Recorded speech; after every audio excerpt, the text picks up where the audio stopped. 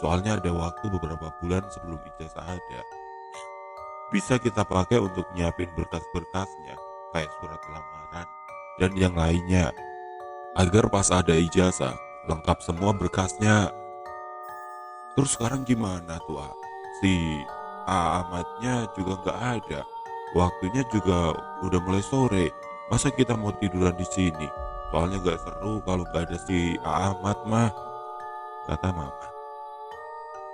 Kita terdiam sejenak, memikirkan tentang kehidupan kita selepas sekolah pada saat itu. Tanpa Ahmad, kita nggak bisa mengobrolkan hal ini, karena ini adalah impian kita berempat. Sehingga kita hanya bisa bengong dan memakan ubi jalar yang disediakan Maman pada saat itu. Namun tiba-tiba Rusdi tersenyum lebar.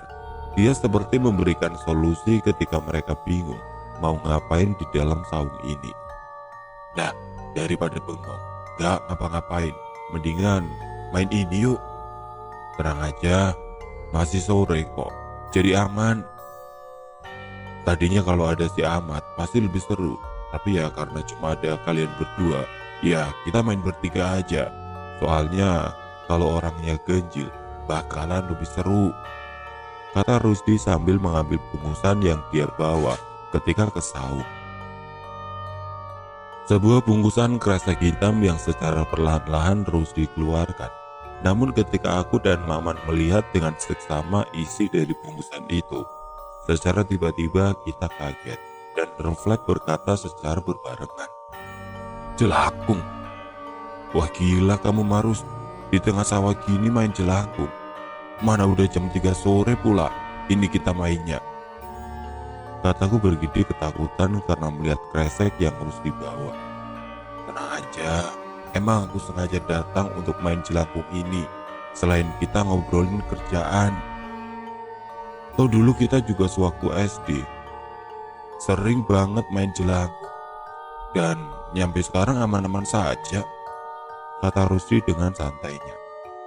Ya kan dulu kita cuma pakai koin, terus dipegang sama-sama. Bisa saja itu bohongan kan? Karena ada yang gerakin salah satu dari kita. Kalau sampai ginian mah serem Rus. Sengaja kamu ya bikin jelangkung beneran kayak gitu, kataku sambil menunjuk ke arah kresek yang belum Rus dibuka sepenuhnya.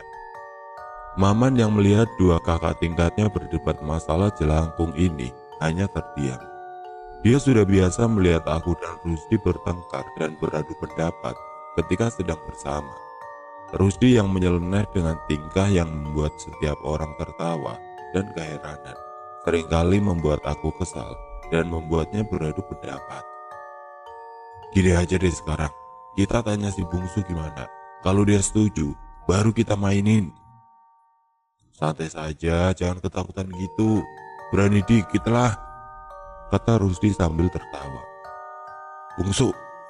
Tiba-tiba Rusdi menoleh ke arah Maman yang dari tadi diam sambil memakan ubi jalar mentah yang ada di depannya. Mau ikut gak main jelangkung? Masih sore ini gak malam hari. Kalau aku masih ayu-ayu aja Rusdi. Udah lama kita gak main jelangkung soalnya, kata Maman dengan sedikit mengangguk dan tersenyum. Tuh, si bungsu aja udah kok. Berani dia, gak kayak kamu penakut. Terdengar bunyi suara plastik resek yang kini Rusdi pegang. Sebuah tongkat kayu yang agak panjang kini keluar.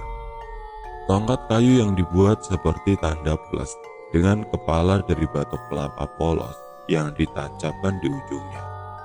Di depannya terdapat spidol tua yang ditempelkan di tengah-tengah oleh tali rafia, dan spidol itu berguna untuk membantu menuliskan kata ketika jelangkung itu dimasuki oleh para makhluk yang berinteraksi dengan orang-orang yang memainkannya.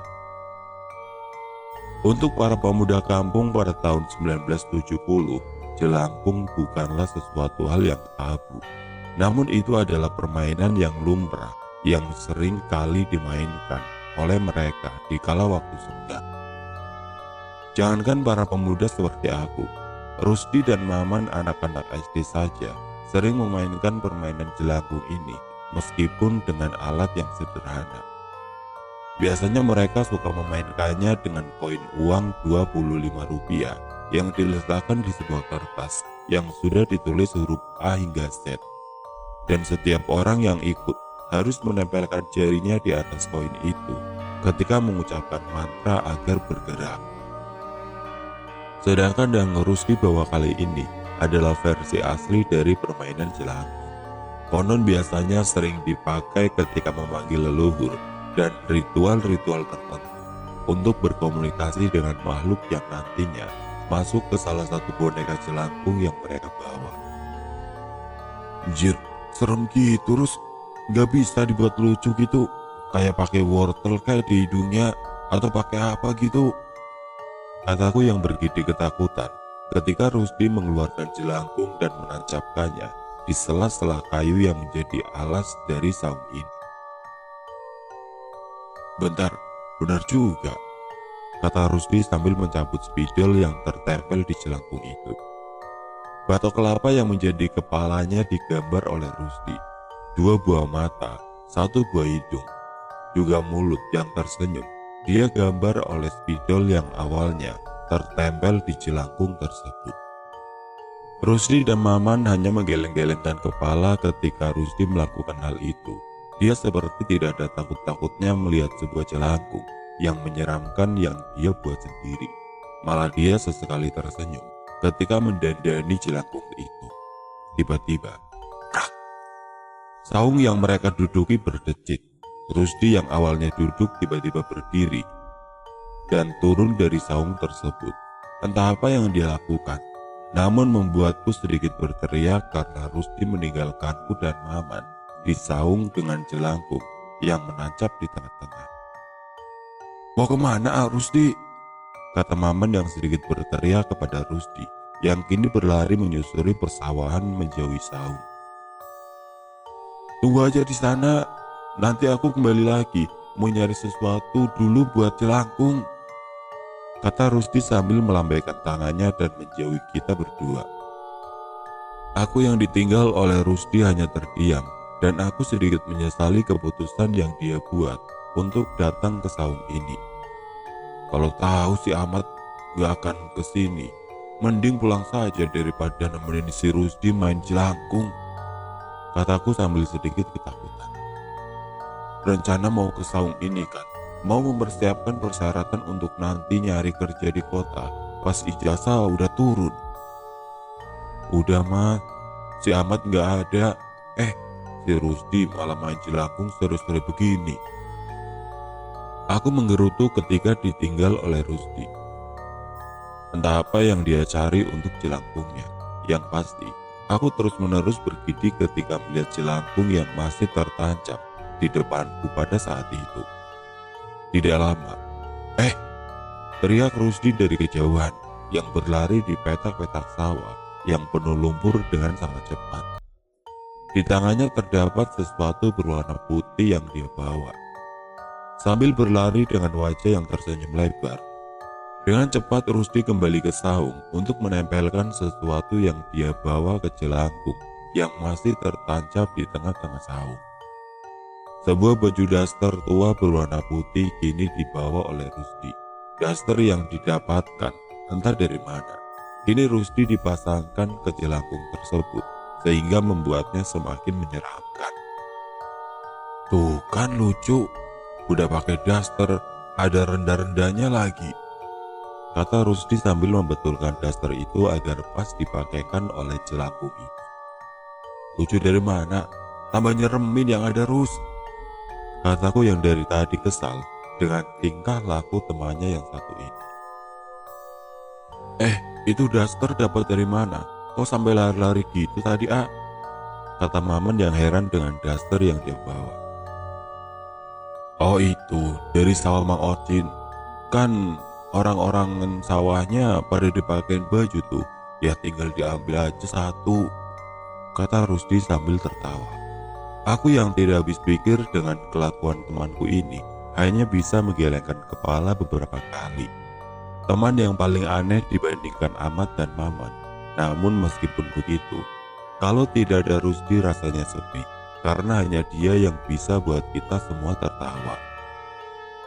Dah, udah bagus nih. Ayo, kita mulai permainannya, kata Rusdi sambil mengangkat jelangkung tersebut. Aku dan Maman terpaksa mengangguk mendengar ajakan Rusdi dengan jelangkungnya yang sudah siap dimainkan. Tanganku memegang ujung dari jelangkung tersebut yang diangkatnya ke atas secara bersama-sama. Terlihat wajah-wajah yang kini serius dari kita bertiga. Karena meskipun ini adalah permainan, namun tetap saja jelangkung tidak bisa dianggap remeh. Karena permainan ini berhubungan langsung dengan makhluk halus yang ada di sekitar mereka. Dengan serentak mereka membacakan mantra. Sebuah mantra pemanggil jelangkung yang dengan bahasa Sunda halus, yang pada saat itu hampir semua anak-anak dan remaja tahu akan mantra itu. Mulut mereka terus-menerus bergumam.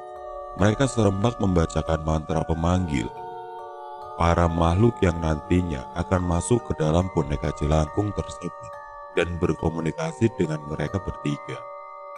Sudah hampir 15 menit mereka membacakan mantra, namun tidak ada pergerakan sama sekali dari jelangkung itu.